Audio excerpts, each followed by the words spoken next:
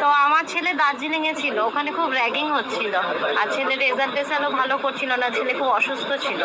তা আমি মানসিক করে এখানে গিফট দিতে গেছিলাম, তা আমার পূর্ণ হয়েছে, মাকে নদ দিয়ে তারপরে আরো সবকিছু দিয়ে মাকে পুজো দিচ্ছি। এটা আপনার মনের ইচ্ছে ছিল? মনে ইচ্ছে ছিল। জয় মা। আমি 3 মাস আগে এসেছিলাম, তো আমার ছেলে দার্জিলিং এ ছিল, ওখানে খুব র্যাগিং হচ্ছিল। মতো হয়েছিল। এবার আমাদের ওখানে ডক্টর দেখিয়েছিল, উনি বলছিলেন যে এটা মেবি সাসপেক্ট করছিলেন যে টিউমার মতো হয়েছে, তো আপনি টেস্ট করেন। তো আমি মায়ের কাছে অনেক মানসিক করেছিলাম যে কিছুই হয়নি, মানে আমি তোমার কাছে ডন্ডিকেটে পুজো দেবো।